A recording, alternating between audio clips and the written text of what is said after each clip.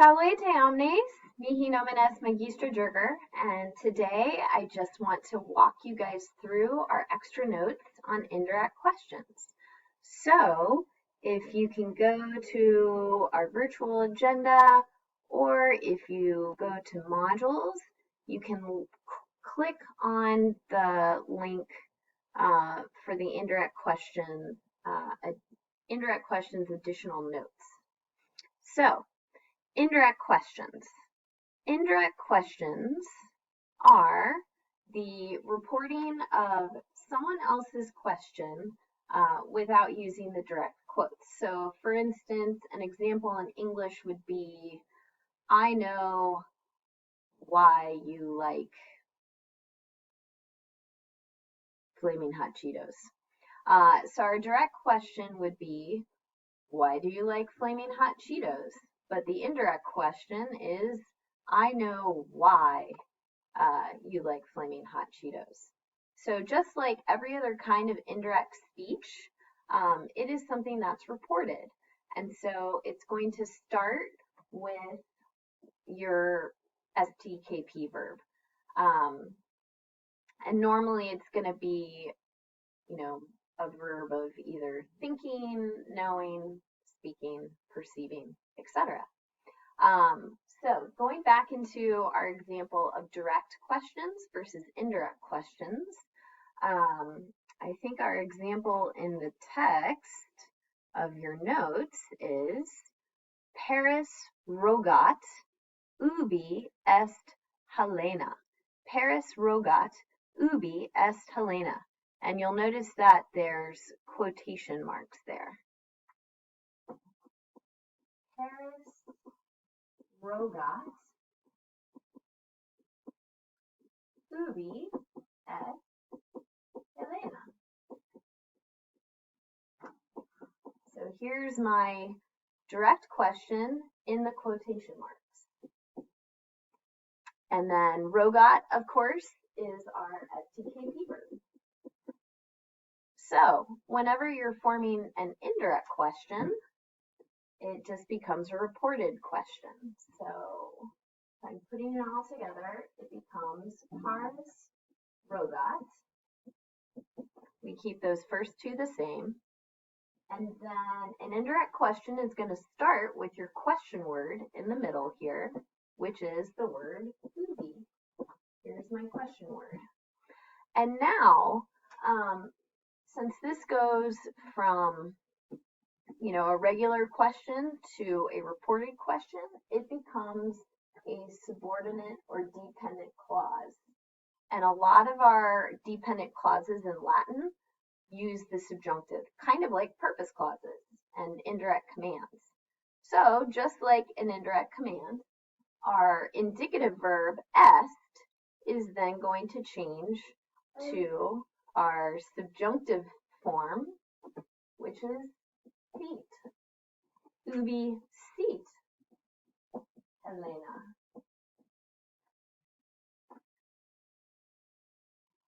Okay, so now it is an indirect question.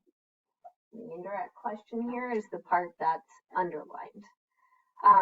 So just like indirect commands or purpose clauses, there's a sequence of tenses, which you can see in the chart kind of further down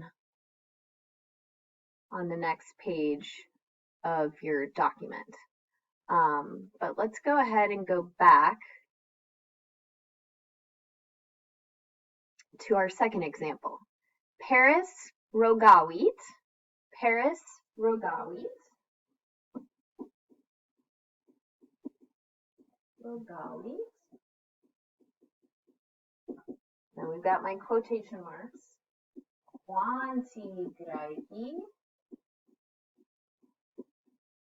Quanti Graeci veniunt ad Troiam.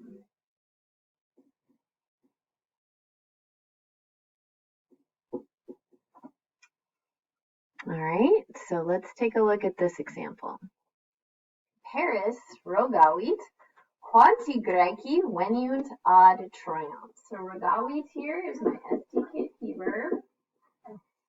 then I've got my direct question. Paris rogavit quanti Graeci veniunt ad Troiam. So, but rogavit here is a past tense verb, so that puts us into the sequence of tenses. So now when we're creating that indirect question,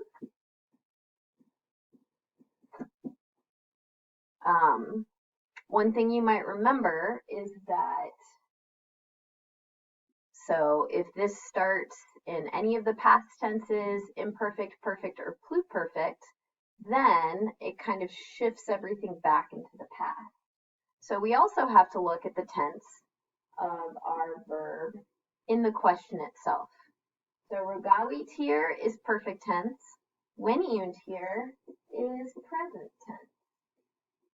And one thing we know about the sequence of tenses, if we take a look at our chart, going down to our chart. So here, secondary sequence, the time of the subordinate clause. So this is going to be the tense of the verb. It's present tense, so it's happening at the same time as the main clause, which means we're going to use the perfect subjunctive, which I just realized I have not actually taught you yet. Fun fact, the perfect subjunctive is the third principal part plus ERI. So third principal part plus ERI plus your endings. So I'm going to keep everything in this sentence the same except for our verb veniunt. So quanti Graeci, and we'll leave a blank there, ad Troiam.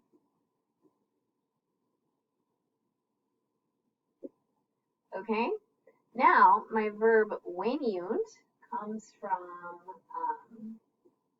venio, venire, veni, ventum. This means to come.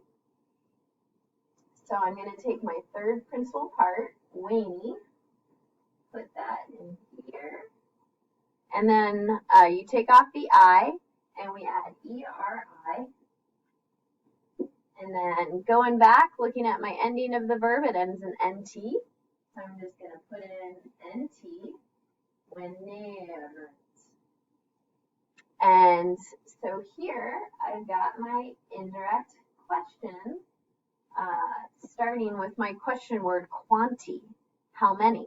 So it translates as, Paris asked, how many Greeks came to Troy?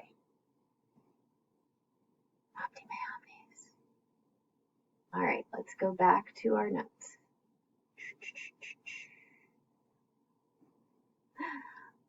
All right, so as I said, the words between the quotation marks in the direct questions become a subordinate clause introduced by the same question word that you used in the direct question. So the verb tense in the mood is shifted in order to maintain logical time sequence. And any pronouns or possessive adjectives are changed to reflect the subject. And then the subordinate clause is going to use the subjunctive mood. So here are some common question words in Latin.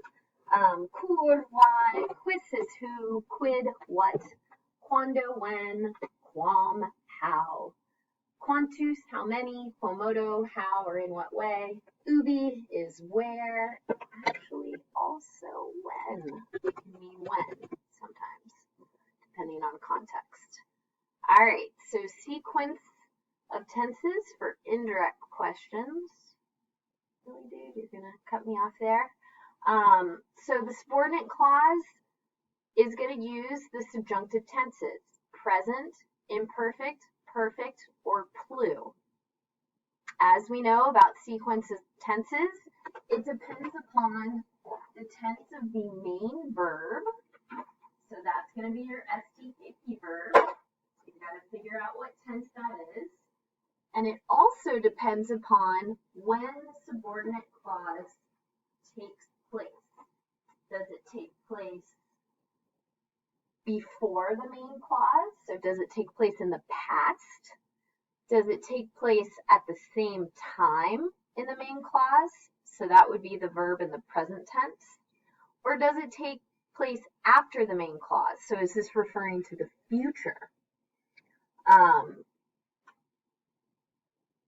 And everything ends up getting shifted further back in the past if we start with a past tense verb. So you notice that for the present tense, everything stays the same. Happening in the past, we use the perfect subjunctive. Same time, we use the present subjunctive. After the main clause, this is the one that's a little different. We use our future active participle, that's the one with the UR in the middle, plus your present subjunctive of essay. So sim, sis, sit, simis, situs, sint. And then in the secondary sequence, when we're working in the past, everything gets shifted back. So anything that happens before the first past action, is going to be pluperfect. Anything happening at the same time is going to be actually either imperfect or the perfect subjunctive. Actually, I'm pretty sure it's the imperfect subjunctive, so I'm just going to take that out. Imperfect subjunctive. And then anything happening in the future after the main clause is going to be your future active participle plus the imperfect subjunctive of essay. So I'm actually going to give you an extra example that's not on your worksheet, and you can go ahead and add this to your notes. All right, so I'm going to start out with Rogo.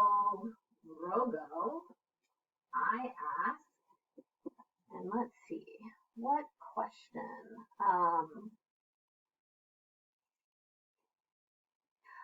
Let's go with Kur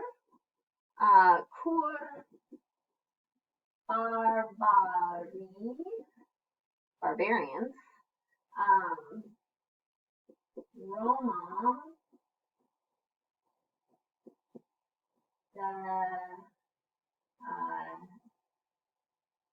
the Lewis.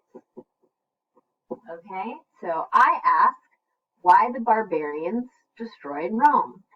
So looking at Rogo, this is present tense. Okay, so this is going to be in my indirect question. Rogo, I asked, and I put in my question word, barbary, Romam.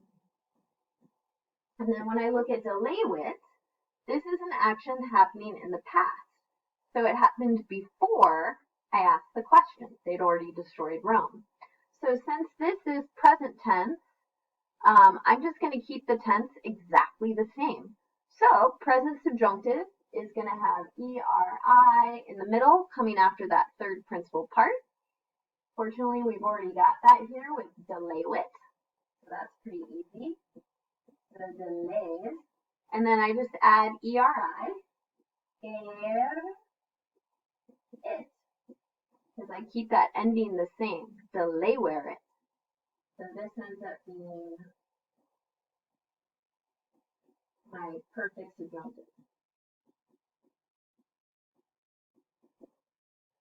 Okay? If I wanted to do same time, then it's just going to be Rogo, Kur, Barbary, Romam. So I'll make this present tense. Oh, I just realized I made an error. This is plural, but my verb ending is singular. It should be erut up here, and then changing it to erint down here. Ah, you magistra orem terribilem. Okay, Barbary, Romam. Now we're making it present.